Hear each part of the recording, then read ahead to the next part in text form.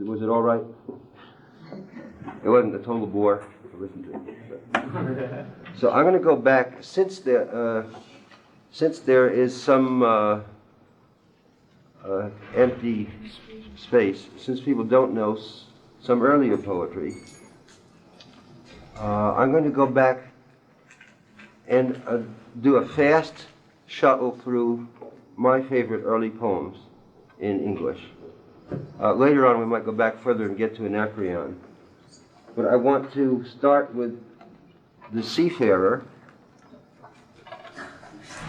Anglo-Saxon originally. So when would that be? When was the Seafarer, do you know? I don't know what the original was. Does anybody know when the Seafarer was? Anglo-Saxon. That would be, what, 6th century, 7th century? More like about the 9th? Written originally in alliterative verse with a kind of a caesura in the center of the line, which, so I'll overemphasize that to begin with so you hear how the verse form goes. This was Anglo-Saxon, too difficult for me to read, and so translated into English, or American English, by Ezra Pound back in 1910, 1920, probably 1910 or so. The Seafarer. Another thing I want to find out, how many here are Buddhists? Raise your hand. Well, yeah. Okay. Now, how many Buddhists or non-Buddhists actually have learned how to do some kind of formal meditation practice? Okay, now how many have not? Okay, now for the purpose of the class, it would be useful if you pick up on how to do it. Take a half-hour course from one of the instructors. Will you? Is that all right? Just to do the meditation, because we may be making use of it in the class. So pretty nearly everybody knows something of it. In a way, this refers to the first noble truth of suffering. May I, for my own self, song's truth reckon. Journey's jargon, how I in harsh days hardship endured oft. Bitter breast cares have I abided. Known on my keel many a care's hold, and dire sea surge, and there I oft spent narrow night watch nigh the ship's head, while she tossed close to cliffs. Coldly afflicted, my feet were frost benumbed, chill its chains are, chafing sighs hew my heart round, and hunger begot mere weary mood. Lest man know not that he on dry land loveliest liveth, list how I care wretched on ice-cold sea, weathered the winter, wretched outcast, deprived of my kinsmen, hung with hard ice flakes, where hail scur flew. There I heard naught save the harsh sea, and ice-cold wave, at whiles the swan cries, did for my games the gannet's clamor. Sea fowl's loudness was for me laughter, the muse singing all my mead drink. Storms on the stone cliffs beaten fell on the stern in icy feathers. Full oft the eagle screamed with spray on his pinion. Not any protector may make merry man faring needy. This he little believes, who I in winsome life abide. This he little believes, who I in winsome life abides mid burghers, some heavy business, wealthy and wine-flushed, how I, weary oft, must bide above brine. Neareth nightshade, snoweth from north, frost froze the land, hail fell on earth then, corn of the coldest. Nathless there knocketh now the heart's thought that I on high streams, the salt wavy tumult, traverse alone. Moaneth alway my mind's lust, that I fare forth, that I afar hence seek out a foreign fastness. For this there's no mood-lofty man over earth's mist, not though he be given his good, but will have in his youth greed, nor his deed to the daring, nor his king to the faithful, but shall have his sorrow for seafare, whatever his Lord will. He hath not heart for harping, nor in ring having, nor winsomeness to wife, nor world's delight, nor any whit else save the waves' slash. Yet longing comes upon him to fare forth on the water. Bosque taketh blossom, cometh beauty of berries, fields to fairness, land fares brisker, and all this admonisheth man of eager mood. The heart turns to travel, so that he then thinks on floodways to be far departing. Cuckoo calleth with gloomy crying, he singeth summerward, bodeth sorrow, the heart's bitter blood. Burgher knows not, he the prosperous man, what some perform, where wandering them widest draweth, so that but now my heart bursts from my breath-lock, my mood mid the mere flood, over the whale's acre would wander wide. On earth's shelter cometh oft to me, eager and ready, the crying lone flyer, whets for the whale path the heart irresistibly o'er tracts of ocean, seeing that anyhow my Lord deems to me this dead life on loan and on land. I believe not that any earth wheel endureth eternal. I believe not that any earth wheel eternal standeth, save that there be somewhat calamitous, that ere a man's tide go, turn it to twain, disease or oldness or sword hate beats out the breath from doom-gripped body, and for this every earl whatever, for those speaking after, Lord of the living, boasteth some last word, that he will work ere he pass onward, frame on the fair earth 'gainst foes his malice daring ado, so that all men shall honor him after, and his Lord beyond them remain mid the English. I forever, a lasting life's blast, delight mid the doughty. Days little durable, and all the arrogance of earthen riches, there come now no kings or Caesars, nor gold-giving lords like those gone.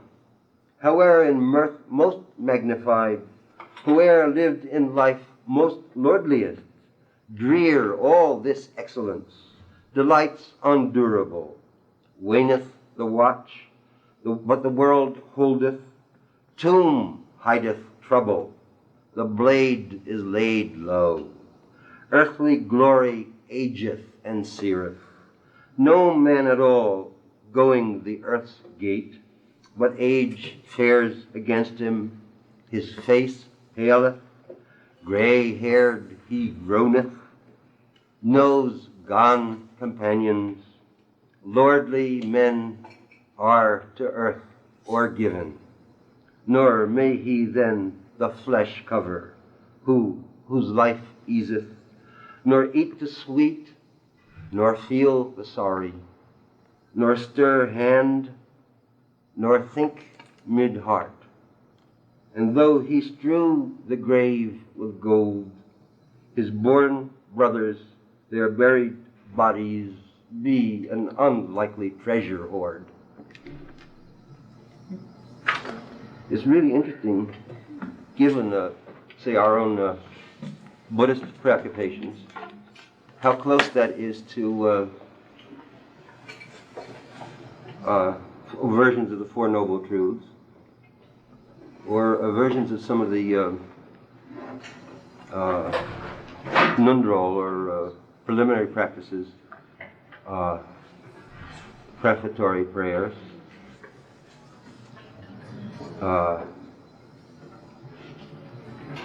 It's delightful to have human body, free and well favored, but death comes, this body will be a corpse. The laws of karma, inexorable, cause and effect can't be escaped. And,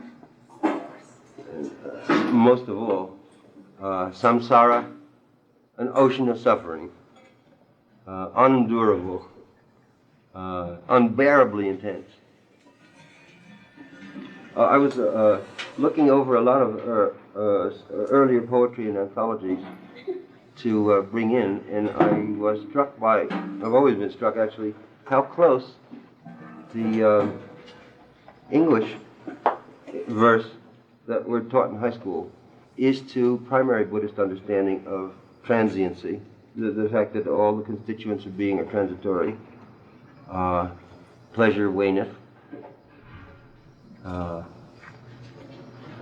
seafarer, I laid on you. Does anybody know this before? Does anybody know the seafarer? So most don't. It's pretty strong, actually. Like very manly, very solid, manly kind of verse. Alliterative verse that is bitter breast cares, dire sea surge, narrow night watch. The lines are composed of halves, usually two alliterations, or the same kind of sound, I guess, consonant and vowel. Alliteration is a consonant and vowel together, repeated. Sea surge, the consonant linked to could be opposite, different vowels, like sea surge, on each half of the line, and then kind of a caesura, cut, caesura, like cesarean, cut in the middle of the line. May I from my own self's song truth reckon, journey's jargon, how I in harsh days. So, you've heard that verse form, or you can hear it, can't you, when being read.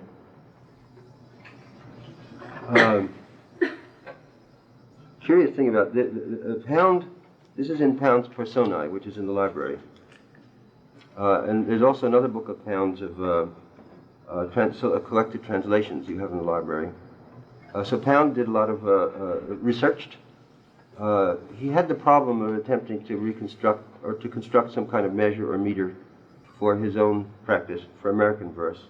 And in the course of that, he ransacked the world's literature, looking for usable verse forms, usable measures, usable practices in relation to music in other languages, in Provençal particularly. Usable examples of phanopia, the casting of an image on the mind's eye, melopia, the music of the verse, the music of the vowels, the tone leading of the vowels, and logopia, the dance of the intellect among words. He divided poetry into those classes. And if you're interested in exploring what he did with poetry, because he's really the most heroic poet of this century in terms of his research and his practice, like encyclopedic research, and at the same time cranky and personal. There is one useful book, can be used as like a little anthology textbook for schools, The ABC of Reading. This is from the library. It's like it's general essays, piths, not essays, paragraphs, what he thinks happened to English literature, and a tracing of the backbone, the skeletal backbone of the progression of European verse to 20th century. Well, no, up to Whitman. He chose his, if it were like a evolutionary development, considering it as an evolutionary development, with a great leap forward every century or so, with one poet making a discovery, a new discovery. He made the selection, like for a little teaching anthology. I'll be using a different set of selections because what I'll be teaching is just the poems that I like, or the poems I found in my own ear. much less systematic than Pound. But for an idea of Pound's systematic survey of what happened, real brief, with like real brief selections, the ABC of reading is great.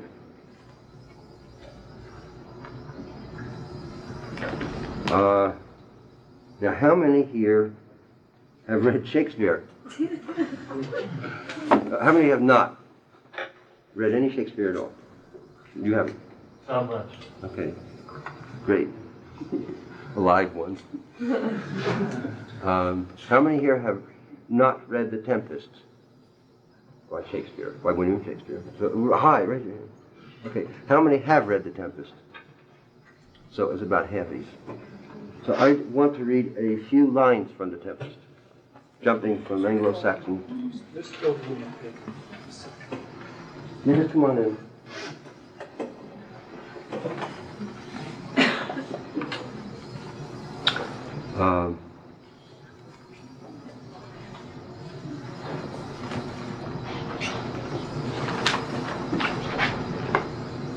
The Tempest is about a, it is considered by most people, or some people, scholars, to be Shakespeare's last play. So it's his sign-off, his last message, his last perception, his last view of things, as he wanted to present it to the public, or to himself. The hero is a magician, Prospero, who has great powers, who got screwed out of his kingdom, Milan, was it? By brother-in-law or some family squabble, hassle, and exiled to an island where he spent many years perfecting his solitary meditations and magical studies and plotting revenge and ripening in his own mind, studying his powers.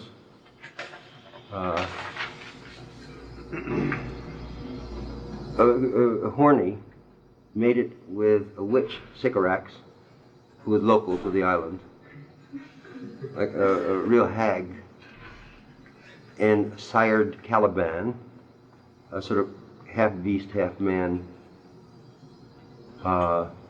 Rudra, ego, or beast, whatever. Had an assistant,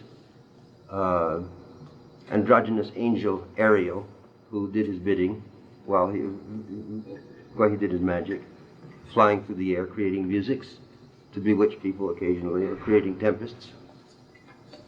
So the title is The Tempest.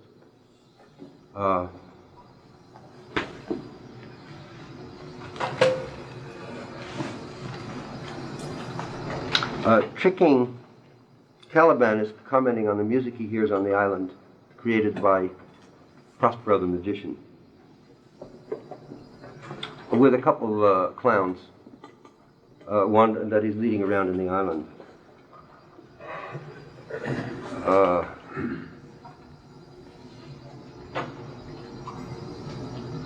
Ariel plays a tune on tabor and pipe. Stefano, what is this saying? Trunculo, these are the clowns. This is the tune of our catch, played by the picture and nobody.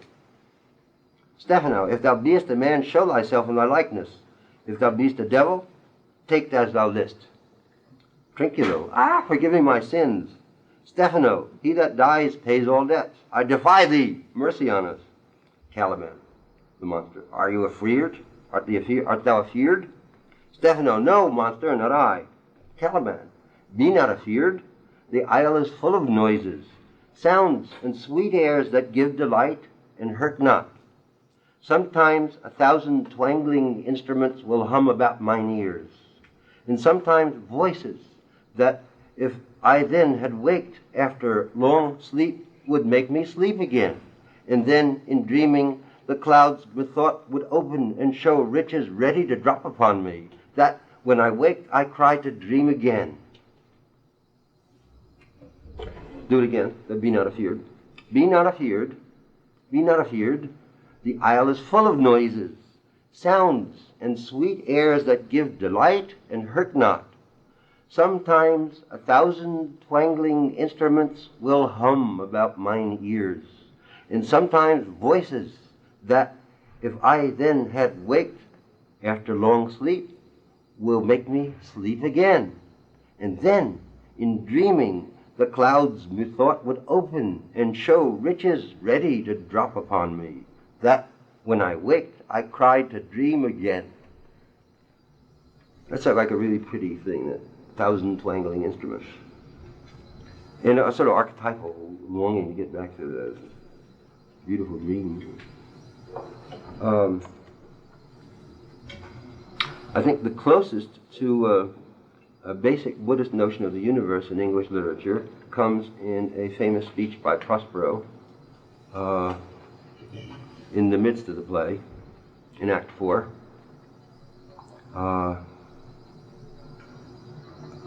Prospero, the magician, has created a magic show in the air to entertain his guests, or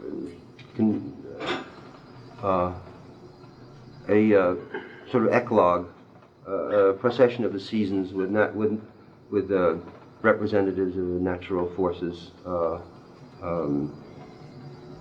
a masque, pastoral masque, sort of a whole earth catalog masque.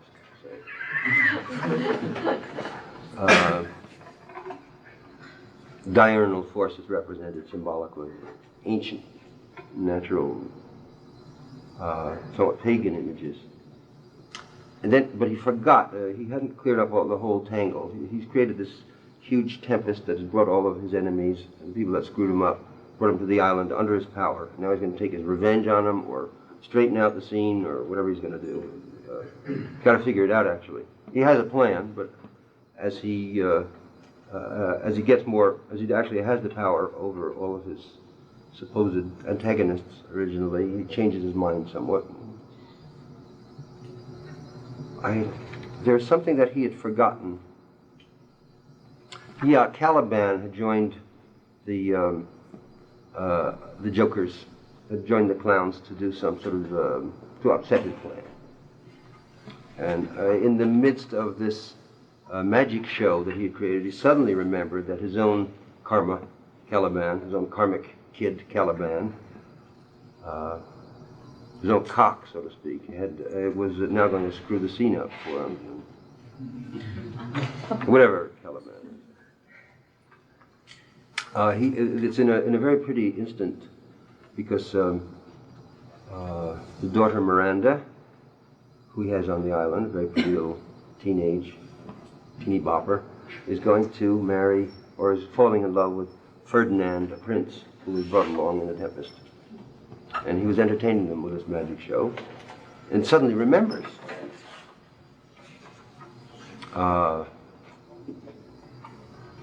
Enter certain reapers, properly inhabited. They join with the nymphs in a graceful dance, toward the end whereof Prospero starts suddenly and speaks, after which, to a strange, hollow, and confused noise, they heavily vanish. This whole mirage vanishes heavily. Prospero says aside, "I'd forgot that foul conspiracy of that beast Caliban and his confederates against my life. I'd forgotten that foul conspiracy of the beast Caliban and his confederates against my life. The minute of their plot is almost come. To the spirits, well done, avoid, no more. Ferdinand, this is strange. Your father's in some passion that works him strongly. Miranda, never till this day saw I him touched with anger, so distempered. Prospero, you do look, my son, in a moved sort, as if you were dismayed. Be cheerful, sir. Our revels now are ended.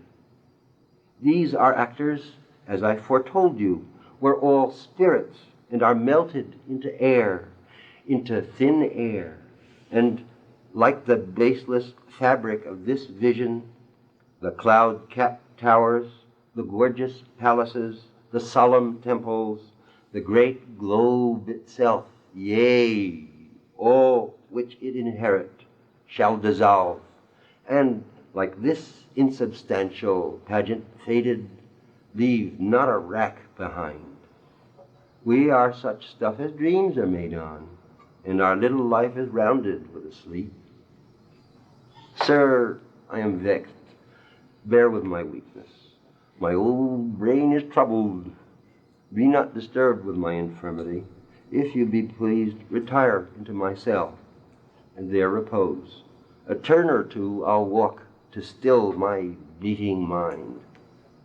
So he had like a real vision all of a sudden, beating mind. It's really sort of precisely like a presentation of Maya. It's the closest thing that I've ever seen in English to getting the essential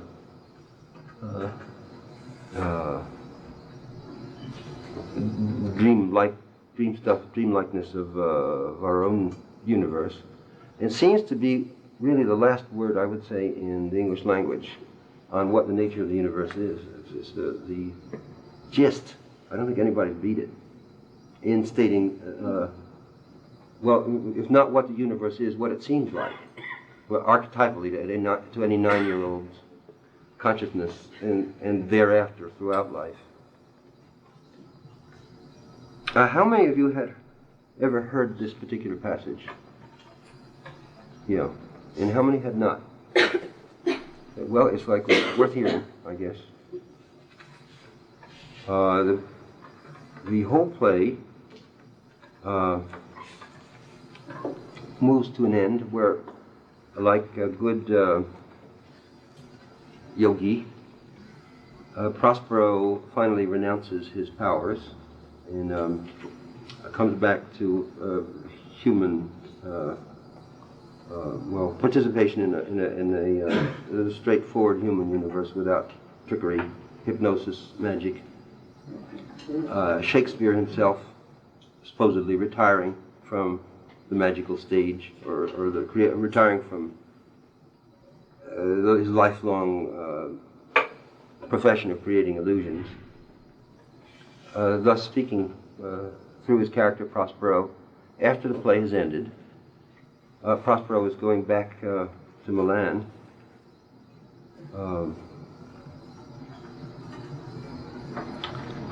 Well, there's one very funny phrase about him going back to Milan, actually.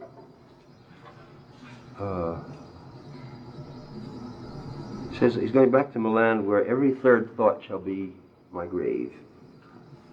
It's really interesting. Every third thought shall be my grave, which for those who do meditation is kind of an interesting precision, to be able to count your thought, or for Shakespeare to have been so precise in realizing that thoughts were discrete and you could practically count them, and his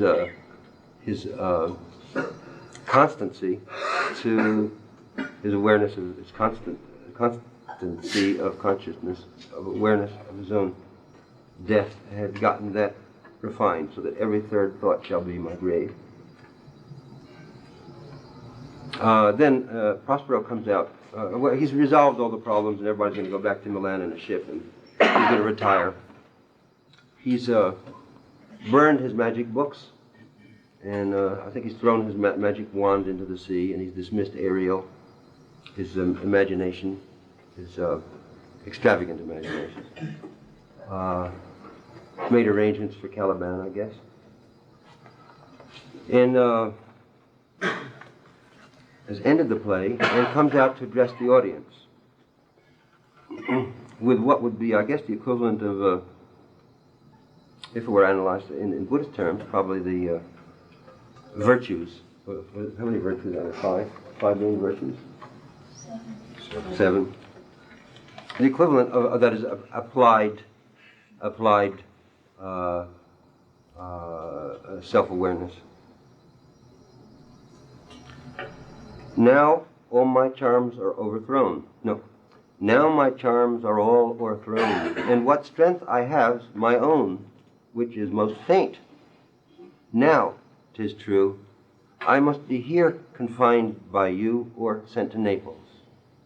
Let me not, since I have my dukedom got, and pardoned the deceiver, dwell on this bare island by your spell, but release me from my bands, with the help of your good hands, gentle breath of yours, my sails must fill, or else my project fails, which was to please. Now I want spirits to enforce, art to enchant. And my ending is despair unless I be relieved by prayer, which pierces so that it assaults mercy itself and frees all fault. As you from crimes would pardoned be, let your indulgence set me free. I was like that. Now I want spirits to enforce. Now I want meaning lack. Now I no longer have my magic scene going, so reduced to my human shade. Now I want spirits to enforce, art to enchant. And my ending is despair unless I be relieved by prayer, by the prayer of the audience. Pound, in a sense, had arrived at that state of mind in his old age, in his 80s or late 70s. Yeah. Okay, I have a little trouble in talking much louder because my lip is not under control exactly, and I can't pronounce F's. Pardon me? You could move the microphone closer to the microphone. Well, it's not a loudspeaker, it's just a recording. Is there any way to turn off your computer? I haven't been here long enough to know. Switch back there, maybe. Try one of those. You can't hear me, huh? All this time you haven't been able to hear me? Why don't you say so? I've heard it. Yeah. Okay, I'll try and make it a little louder. Alan, I can turn it off, but it'll get very high. Yeah. Do you want me to? What do you want? Want to turn it off? For a while. Let's turn it off for a while. Yeah.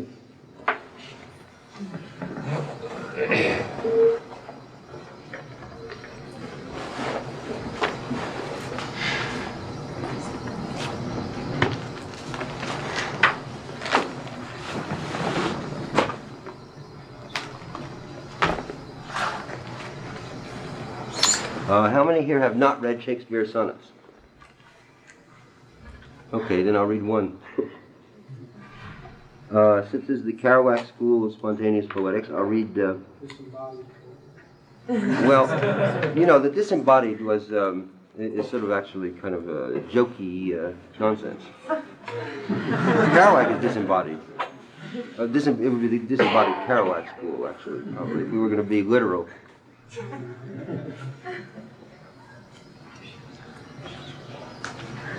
So this was Kerouac's favorite sonnet, and like among the most celebrated of all the Shakespeare sonnets. How like a winter hath my absence been from thee, the pleasure of the fleeting year. What freezings have I felt, what dark days seen, what old December's bareness everywhere. And yet this time removed was summer's time, the teeming autumn, big with rich increase, bearing the wanton burden of the prime, like widows' wombs after their lord's decease. Yet this abundant issue seemed to me but hope of orphans and unfathered fruit. For summer and his pleasures wait on thee, and thou away, the very birds are mute. Or, if they sing, 'tis with so dull a cheer that leaves look pale, dreading the winter's near. I just like that, what old December's bareness everywhere. Just like good vowels. What old December's bareness everywhere. I think that was the key to Kerouac's particular ear, that line. Alan, would you mind reading it again? Read again. Yeah. Well, you can go read it yourself. It's Sonnet 97, and they got it in the library. Well, I read four. It's only the beginning I really like. That how like a winter hath my absence been from thee, the pleasure of the fleeting year. What freezings have I felt, what dark days seen, what old December's bareness everywhere. This is that solid thing there. What freezings have I felt, what dark days seen, what old December's bareness everywhere. There's another sonnet on love, or transient love, that has one really great line. On purpose laid to make the taker mad. Love itself, on purpose laid to make the taker mad. Well, okay, that was Shakespeare. Those who have not read Shakespeare. So there's a big book of Shakespeare you can go read in the library. I'd suggest, if you're interested in Buddhism, do the Tempest, because that's total. That's really right on for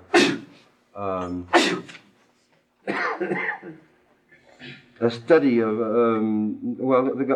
someone dealing with his own powers, his own extraordinary ego, in a sense, or extraordinary self, his own powers. Someone renouncing his power. So it would be like, in a sense, let's see, to some extent, the Vajrayana renunciation of the notion of shunyata, or emptiness, behind the world, and plunging right back into the world, which is what Prospero did, if you know anything about all that Buddhist stuff. But in other words, yeah. Oh, I heard a crazy theory that Shakespeare was a Sufi, because, like, the person that explained it to me was, like, both... It's certainly a 20th century theory. Yeah, Probably he was certainly a Sufi, yes. the Why Sheikh not? and the pure both ranks. Uh-huh. The Sufi life. Well, actually, I mean, some people say they don't even exist. So. He has a lot of excellent notions that would fit Sufism or Buddhism or anything. I guess Shakespeare is about the best thing to read if you really want to write poetry, because his fancy is so funny. His sense of language is so funny. I think Carol was reading Shakespeare when he got that old December's bareness everywhere. What freezings I felt. He said, "Genius is funny." Speaking of a poetic genius, genius is funny. It is the combination of words, that on purpose laid to make the taker mad, or in the dread vast and middle of the night.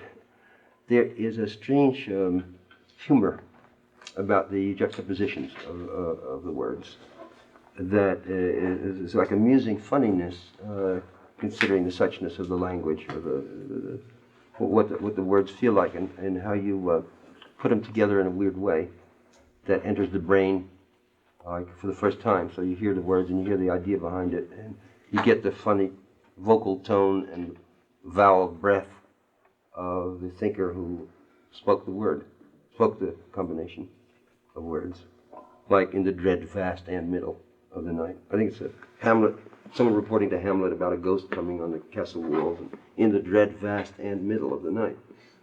So.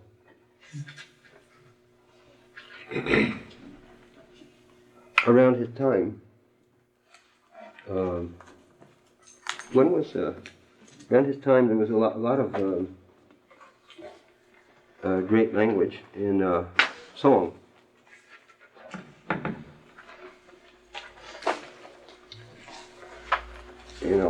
So I want to run through some of the short songs, or short poems and lyrics of 16th century, 16th, maybe 17th century. I don't think I put it on the reading list, but one very good anthology, or one very good survey of all the poetry in the English language is one done by Auden and Norman Holmes Pearson back in the 50s, I guess, or 60s, called Poets of the English Language. And what I'm reading from is the second volume, Marlowe to Marvell.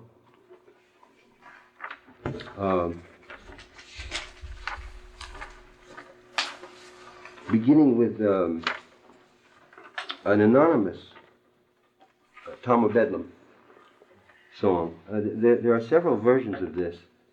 Where Auden got his, I'm not sure. There's a collection of English songs, like there'd be a collection of folk ballads now, called Bishop Percy's Relics, Bishop Percy's Relics, of relics of early English poetry and so on. That has a slightly different version and has music in it too. But these were songs, so I might as well try and improvise as song. I don't think it'd be anything like the chords that they used then, but.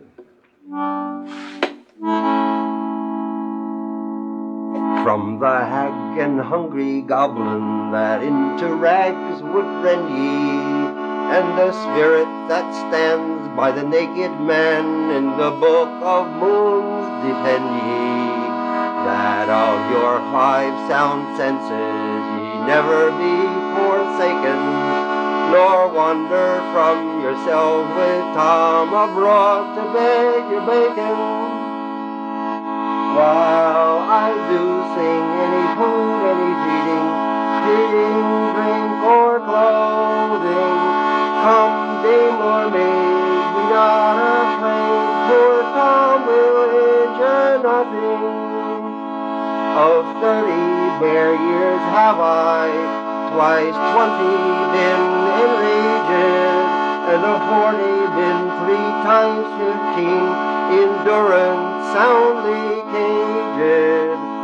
In the lordly lofts of Bedlam, with stubble soft and dainty, brave bracelets strong, sweet with ding-dong, and wholesome hunger plenty. With a thought I took for Maudlin, and a cruise of Cockle Cottage, with a thing thus tall, sky bless you all, I befell into this dotage. I slept not till the conquest, till then I never waked, till the roguish boy of love where I lay me stripped and found me naked. When I short have shorn my sour face, and swigged my horny barrel, in an oaken inn I found the skin as a suit of gilt apparel. The moon's my constant mistress, the lordly owl my morrow, the flaming drake and the night crow make me music for my sorrow. The palsy plagues my pulses when I brig your pigs or pullen. I can't see, I'm sorry. I can't control my tear ducts, so that my eyes keep filling, and The prig means steel, by the way. The palsy plagues my pulses when I prig your pigs or pullen, your culvers take or matchless make your chanticleer or sullen. When I want Provant with Humphrey I sup, and when benighted I repose in Paul's with waking souls, yet never am affrighted. I know more than Apollo, for oft when he lies sleeping, I see the stars at bloody wars in the wounded welkin weeping. The moon embrace her shepherd, and the queen of love her warrior, while the first of horn, the star of the morn, and the next the heavenly farrier. The gypsy, Snap, and Pedro are none of Tom's camarados. The punk faggot, the punk I scorn, and the cut-purse mourn, and the roaring boys' bravados. The meek, the white, the gentle, me handle, touch, and swear not, but those that cross Tom Rhinoceros do what the panther dare not, with a host of furious fancies, whereof I am commander, with a burning spear and a horse of air, to the wilderness I wander, by a night of ghosts and shadows. I summoned am to tourney, 10 leagues beyond the wide world, and methinks it is no journey. Actually, singing like that, you don't get the sort of like run-on rhythmic charm of the actual versification. From the hag and hungry goblin that into rags would rend ye, and the spirit that stands by the naked man in the book of moons defend ye, that of your 5 sound senses ye never be forsaken, nor wander from yourself with Tom abroad to beg your bacon. Of 30 bare years have I twice 40 been enraged, and of 40 been 3 times 15 endurance, jail, soundly caged, or in the loony bin, on the lordly lofts of Bedlam, that was Tom of Bedlam is talking. Bedlam, the local bug house in London. In the lordly lofts of Bedlam with stubble soft and dainty, brave bracelets strong, sweet whips ding-dong, with wholesome hunger plenty. With a thought I took from Magdalen. Now Magdalen I think that was the women's equivalent of Bedlam. Bedlam for men, Magdalen for women, I think. We were both in bed. Pardon me? We were both in bed at that time. What is Magdalen here? I once I think read. it's an ironic reference to Oxford. Maybe. Magdalen College. Yeah. Maybe. Really Magdalen College. But I And think Mary Magdalene. at one time there was a. And Mary Magdalene. Yeah.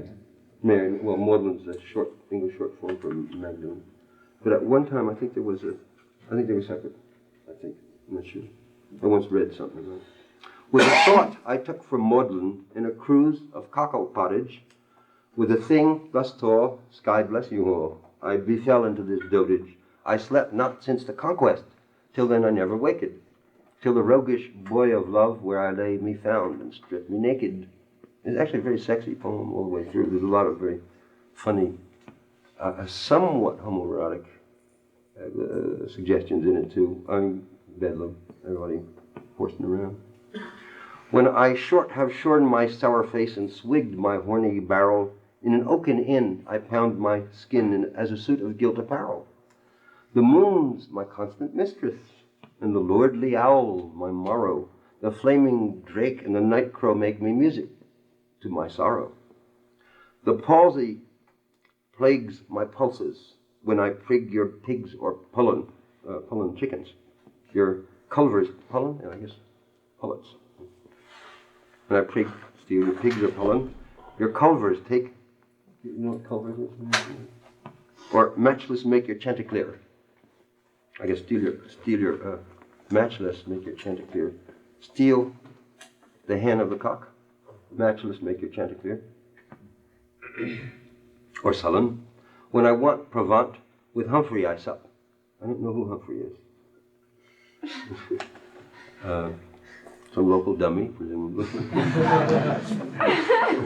When I want Provant with Humphrey I sup, and when benighted I repose in Paul's, P-O-W-L-E-S, St. Paul's. I repose and when benighted I repose in Paul's with waking souls, yet never am affrighted. I know more than Apollo, for oft when he lies sleeping, I see the stars at bloody wars and the wounded welkin weeping. The moon embrace her shepherd, and the queen of love, her warrior, while the first doth horn the star of the morn, and the next the heavenly farrier. That's all about a shepherd is Endymion, who was beloved of Diana. So, but Diana was married to. She wasn't married. The moon is embracing her shepherd. Diana is embracing Endymion, and the queen of love, Venus, who is married to Mars. No, who is Venus married to? Hephaestus. Right. Okay. So Venus is making it with Mars. And so the first doth horn the star of the morn, the moon embracing her shepherd within the moon then would be Diana horning or cuckolding. Who's the star of the morn? Yeah, but then they didn't know at this time, I don't think, that it was the same star. And so the one star was Hyperion. one star was the guy that later we called a devil. Oh, Hesperus. Hesperus.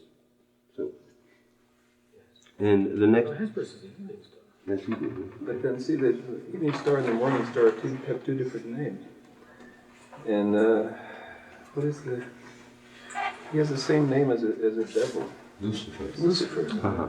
The light bringer is the morning star. Well, now how can Diana be cuckolding Lucifer then? Beats me. I think probably in his astrology, astronomy, it might have been. Tom's astronomer. Yeah, and Tom's. But the rest is, and the first the horn, the star of the morn, the next the heavenly farrier, which means the queen of love is cuckolding Hephaestus by embracing Mars. So therefore, he knows more than Apollo. Tom, because he knows all the gossip of the stars fucking each There's a other. long essay about just that, Graves' essay about that This particular stuff. line, yeah. He figured it all out. Well, he thought he figured it out. The gypsy, Snap, and Pedro are none of Tom's camarados. The punk I scorn and the cut-purse worn, and the roaring boy's bravado. The meek, the white, the gentle, me handle, touch, and spare not. I wonder what that means. Those that cross Tom Rhinoceros do what the panther dare not. I know what the panther is. With a host of furious fancies whereof I am commander, with a burning spear and a horse of air, like a Dali painting, with a burning spear and a horse of air, to the wilderness I wander. By a night of ghosts and shadows, I summoned am to tourney. That's as good as Dylan. Or Dylan is as good as, sometimes as good as that. By a night of ghosts and shadows. Actually, this is very Dylan, or Dylan's Gates of Eden and various, some of his lyrics I think were influenced by this particular Tom Bedlam. So some of the Gates of Eden's era materials, because we went over this particular and a few other songs like this with Dylan around 64, 65. With a burning spear and a horse of air, to the wilderness I wander. By a night of ghosts and shadows I summoned am to tourney, like a tournament, 10 leagues beyond the wide world's end, over the brink. We think that there's no journey. And this has, while I do sing any, this is like his song, while I do sing any food, any feeding, begging. Feeding, drink, or clothing, come, dame or maid, be not afraid. Poor Tom will injure nothing. The Tom of Bedlam song. Anonymous, they say. Same as Greensleeves, you know the Greensleeves song.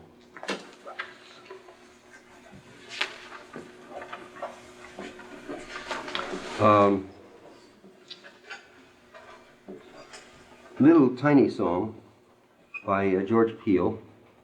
I'm reading these because I guess half the class doesn't know these little things which in former days were considered touchstones of English lyric poetry, or what was the word? Touchstones? It's sort of like standard exquisitenesses, standard exquisiteries. When as the rye reached to the chin and chopped cherry right within, strawberries swimming in the cream, and schoolboys playing in the stream, then oh, my true love said, till that time come again, she could not live a maid. From a little play called The Old Wives' Tale. That strawberries swimming in the cream is the Shakespearean. Schoolboys playing in the stream. Thomas Nash, who Burroughs reminded me wrote the first English novel, which Burroughs was saying influenced both Kerouac, Celine, and himself, The Unfortunate Traveler, whose title presents sort of the archetype plot of the picaresque novel. Tom Nash, 1567-1601. Song, which is again interesting in that Western, like the pith of Western lyric thought, jibes very precisely with the essence of a Buddhist teaching on the impermanence of phenomena, or the fact that all the constituents of being are transitory.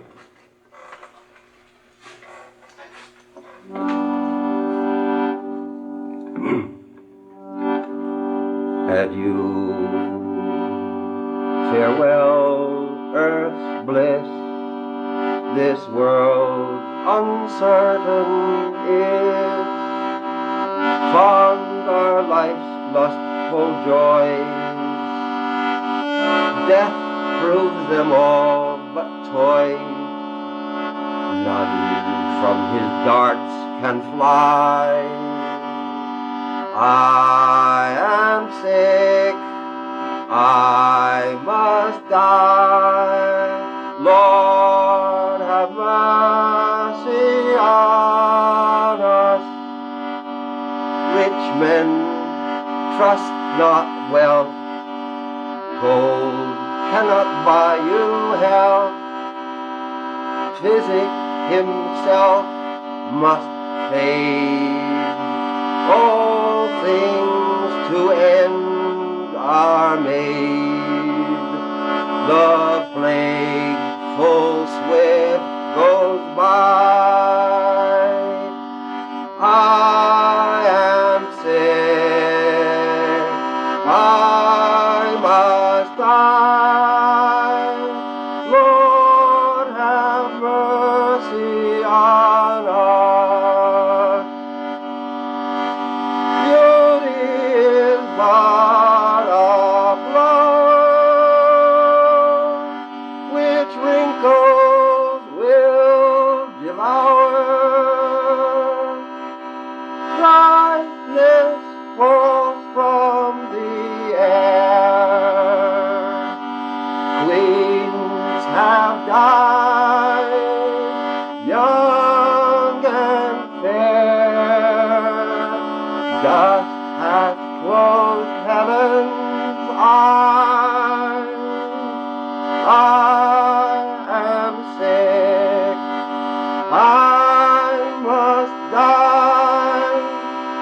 Lord, have mercy on us. Strength stoops unto the grave. Worms feed on Hector brave. Swords may not fight with fate. Earth still holds ope her gate. Come, come, the bells do cry. I am sick, I must die. Lord, have mercy on us. Wit with his wantonness tasteth death's bitterness. Hell's executioner hath no ears for to hear. What vain art can reply? I am sick, I must die. Lord, have mercy on us. Haste, therefore, each degree to welcome destiny. Heaven is our heritage, earth but a player's stage. Mount we unto the sky. I am sick, I must die. Lord, have mercy on us. Well, it differs from a Buddhist statement somewhat. Heaven is our heritage. Earth but a player stage. That's back to, these are players, as I foretold you, or looks forward to it, perhaps. This is probably written before Shakespeare. Yeah. Yeah, because Nash died in 1601, and Shakespeare died 1616, and Tempest probably is his last maybe 10 years or so. So this Earth but a player stage, like that image in Shakespeare. Mount we unto the sky.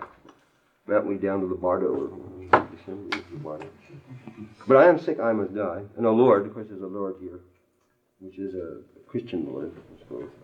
But that beauty is but a flower, which wrinkles will devour. Brightness falls from the air. Queens have died, young and fair. Dust hath closed Helen's eye. The line I like most of all in that whole thing is brightness falls from the air, which I've never entirely figured out exactly what he meant, except that whatever is bright takes a fall, or light. Like glories. Glories, light comes down.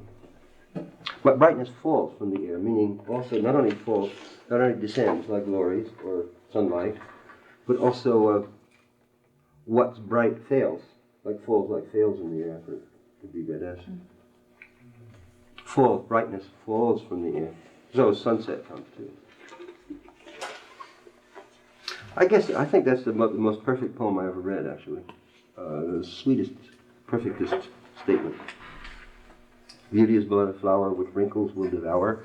Brightness falls from the air. I mean, it's such a funny line. It lights up the whole inside of the brain. Then queens have died young and fair.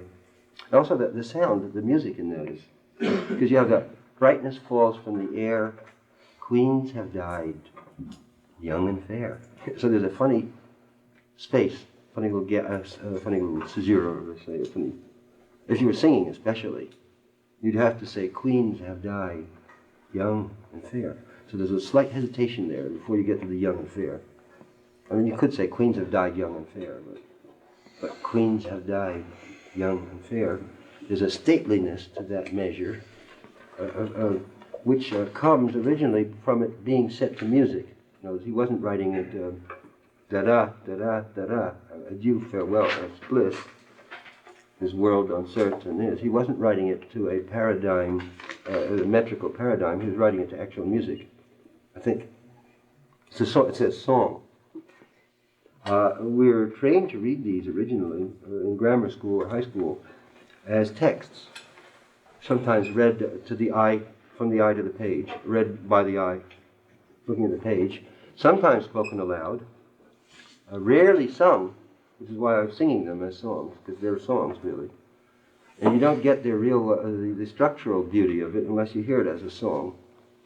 Just like you wouldn't, just for just the reference, the local reference, just like you wouldn't appreciate some of the curiosities of Dylan's lyrics unless you knew it as song also. So it's like a later generation will be reading Dylan, which I respect actually. I like his verses very often are brilliant. But our later generations, when the electric supply is pulled, will have to deal with either what people can remember or the text if the pages on which they're printed don't turn yellow and crumble into dust. So he'll be stuck like this in an anthology with a thing called song. People reading it with their eyes. Which was a point that Pound made. I'll refer to Pound a lot in this course, and I hope you do check him out, the ABC of Reading. I'll get to him later on in terms of his own text. But his theories of poetry, his history of poetics, is real interesting because it's full of little gists and little sharp ideas and usable notions, concepts. One of which was that the further poetry goes from song and music to speech, and then from speech to eye page, the more degenerate the lyric form will be if they still keep using that music lyric form with rhymes and measured lines, because there won't be any kind of elastic from the song in there. There won't be any. So there won't be very much variation. It won't be that queens have died young and fair. There won't be that subtlety. It'll be just queens have died. Yeah, see, it's a adieu, farewell, earth's bliss, da-da-da-da-da-da, but queens have died young and fair is a totally different measure, even if you were counting it accentually. Am I making sense? You know what I'm talking about when I say if you're counting it, you know about iambic. We might go through that sooner. Yeah, why not? Probably most people don't know it, and I got a good book that I can refer to that has the whole thing down in 10 pages. Sooner or later, it might be interesting to actually run through some of the more complicated meters. I want this course to be mainly modern poetics and modern writing, and I'll get onto it. But is it all right to do this, to go back a bit? Yeah. I didn't catch it. Who's the author of Tom Pleasant? Anonymous, Mr. Anonymo. Nobody know. Nobody know. At least it's listed as anonymous in the anthologies. And there's a lot of variations of it. What's the title of it? Tom of Bedlam. Tom O. Bedlam song. Oh yeah, do you know why? With the reference to Magdalene, there's a Maud of Magdalene, There's a song, the lady song, Morta Magdalene, I think, in Bishop Percy's Relics. So, go on to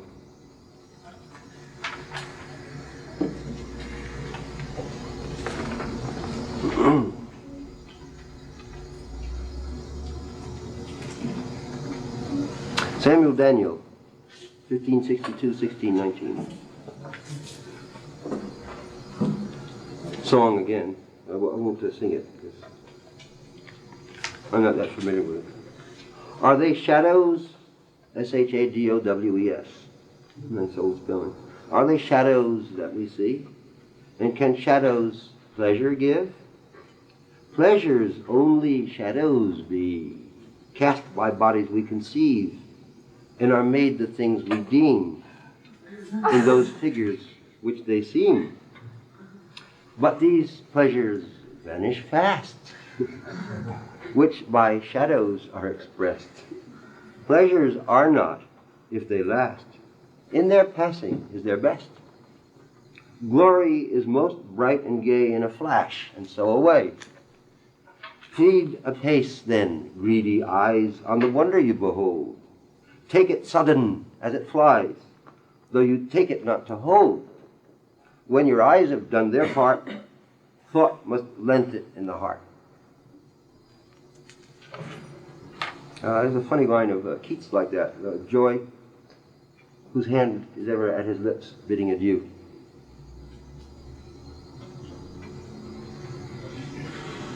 Also, Blake echoes a similar version of the virtues of detachment from addiction to pleasure. Detachment. Pleasures are not in their if they last. Pleasures are not if they last. In their passing is their best. Take it sudden as it flies. S-O-D-A-I-N-A. Take it sudden as it flies. Blake's is he who binds to himself a joy, does the winged life destroy. He who kisses the joy as it flies lives in eternity's sunrise. Take it sudden as it flies. They even use the same rhyme. What I'm doing is just running through little samples of real pretty things. What was that called? Samuel Daniel.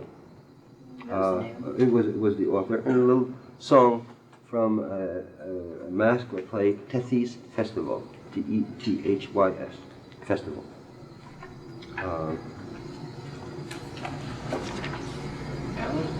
Could you say a little more about what that kind of what a festival was like? What kind of a play that would be, or the song would appear?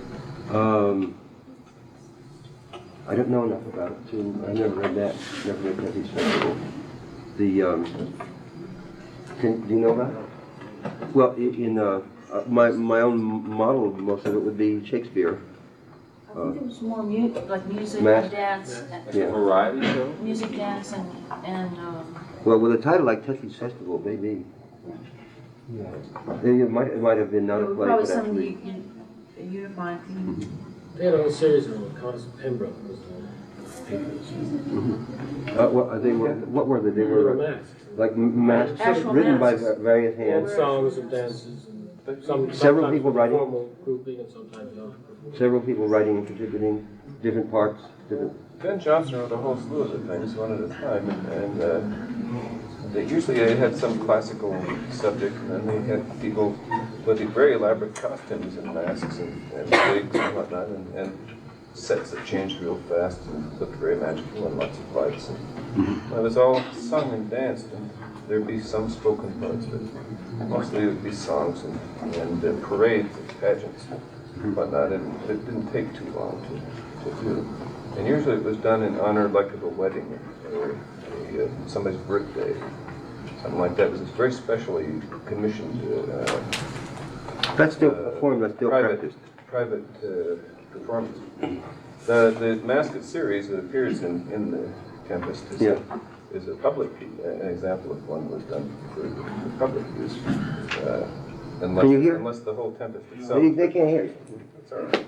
It's unimportant. No, come on, don't babble in the corner like that. All right, now listen, the masque, I said, was written usually for a private performance at some nobleman's wedding or for the king's birthday or something like that. And it was a short play that was mostly sung and danced, and it would have a few speaking parts, like some guy would come out and say, I'm the queen of the night, etc., and here comes the stars, and then the stars would all come out and sing poetry of some kind with music. And in the meantime, maybe there'd be very elaborate stage sets designed by a guy called Inigo Jones that would be changing in the background, all sorts of lights and fancy costumes and people coming down on wires out of the ceiling and everything. Very expensive, and the costumes were real. They were real silk and real velvet and real jewels, and so it was extremely expensive trip. And as distinguished from play on the public stage, which was done on the cheap, or as cheap as they could get away with it in. Who was the Countess of Pembroke? Who did she patronize? Oh, Samuel Daniel was her. But I mean, it was that. So that would come. Then that song would have been performed. Tethys Festival would be performed at her. Well, I don't know whether that one was, but Like I mean, she possible. patronized a great deal, and I think she was his chief patron. And, she was related to Sir Philip Sidney. She wrote It's also. probable it was the other way around. It wasn't the Tempest that influenced them so much as the play that influenced the Tempest. And Shakespeare was really trying to draw that strain in there. No, that was that was my guess that the songs influenced Shakespeare, because Daniel was Nash at any rate was earlier. Nash was earlier than Shakespeare. That's what I was trying to say. Well, he was young. I mean, they lived at the same. I mean, Daniel was young. It died before. Well, the point I was making is that Tempest was probably the end of Shakespeare's life, 1616, and Daniel died 1601. So if the Tempest was in the last 15 years of Shakespeare's life, then Daniel's poem about this is a player's stage came before Shakespeare's. It's also Midsummer Night's Dream, Masque. Yeah, there's a Masque in Midsummer Night's Dream. So. Daniel was plays too. Yeah. Yeah, these are all playwrights. These songs are probably all for plays anyway. All of them. Do you think the poet ever appeared on the stage to do these numbers? Well, Shakespeare was an actor. I don't know if he acted much in But his that own. wasn't a popular. I mean, he was a popular one, and Daniel was a very courtly one. Would Daniel appear? No, I don't think he ever did. Do you know whether he did? I don't think so. Usually the people that acted, quite often the people that acted in the masque were various court noblemen who took the parts, all sorts of ladies and gentlemen of the court. So it was very high class. So I should introduce you. That's Lewis McAdams, poet, who I think we said we'll be reading in 2 weeks. Yeah. No, 3 actually. Yeah. After, So Lewis is here in town all summer too. If you want more poets to hit on to, as Bill Merwin is. And Gregory Corso will probably hang around. He just got an apartment, so he's available if you want to look at him. So he's gonna be here. Helping. He was staying with me before, but he's got a place of his own now, so he'll probably stay here all summer and fix up a book of his. So if anybody wants to haunt him or help him, and I think he probably could use somebody with wheels to be a friend. Somebody could take him around a little bit, drive him around, and look him up. Anybody wants to learn Gregory Corso's condensation and sharpness, and it's worth it. You can find out where he is from me, or if anybody wants to be his slave. don't fall for it. Or friends. No? Don't let the ladies fall. Oh, well, he's seriously in love with his lady, so. Another funny sound, campion. Does anybody know the difference between accentual prosody and quantitative prosody? Is that something that's ever come through? Does anybody know what quantitative prosody is, as distinct from accentual? 1, 2, 3, and some of the poets maybe. Well, could you explain it? Or what's your version of it? Quantitative is the number of consonants and vowels, and the accentual is the number of accents in a particular line. Mm-hmm. What was your... I get it out of Louder? I get the one out of Alan verbatim. Uh-huh. What poet who said that? Yeah. Oh, listen, I have a little... I wrote a little... put together a book on spontaneous poetics, which I'll put in the library, in the reference shelf. My own sort of general pastiche of ideas of about 1968. Well, my understanding, mainly from Pound, is that Greek and Latin prosody, the measure of the line, involved a count of the length of the vowels. In Greek also the pitch, high and low, and that there were fixed lengths for vowels. Like fixed length. Well, the fixed is shorter than the length. The vowel I is shorter than eh, I think, to my ear at the moment. With love, the I is shorter than the love. So, like if it were possible to measure them in English, the width would be a half length, and love would be a full length vowel. And you could compose your lines of 3 full length vowels consisting of 6 half length, or 3 full length, or 2 half length, and 2 full length vowels. In other words, you'd measure the line by the length of the vowel. You wouldn't be measuring it by the accent.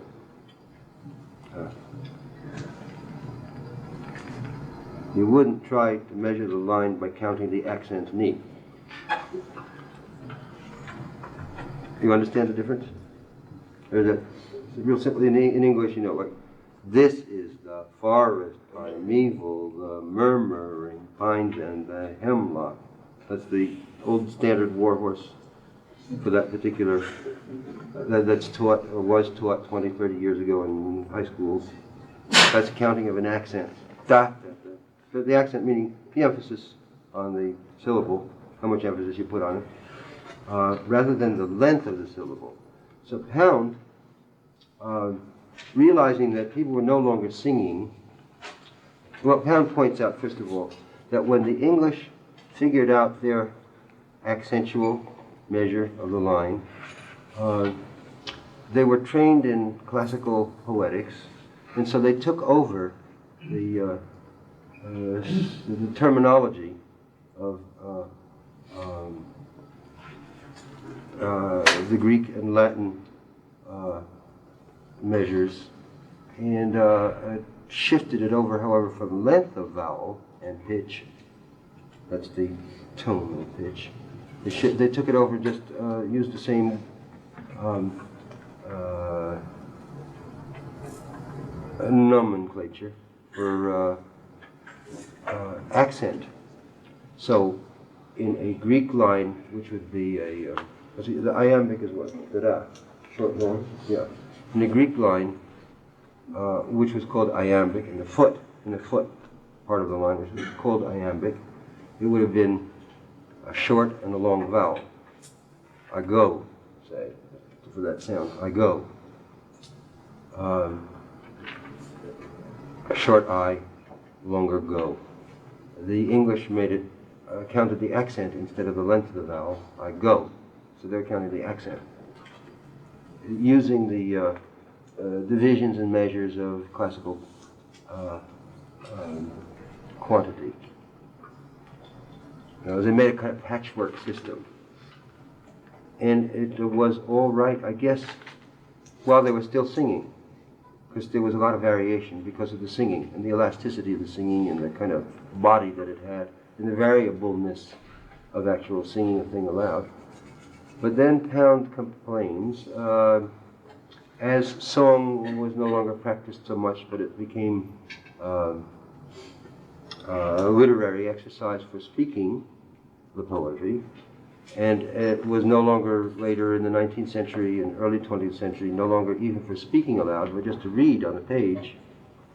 The muscularness and the organic sense of these kind of measures were lost, and they became mechanical and repetitive and dulled down, and even lost all meaning, as in the famous line, "Thou too sail on, O ship of state." Thou too, unaccented, accented. Sail on, unaccented, accented. O ship, unaccented, accented. Of state, unaccented, accented. Do you know that? Or do you understand what I'm saying? No. Wait a minute. I just want to make this one point clear for the rest of the term and then get off it.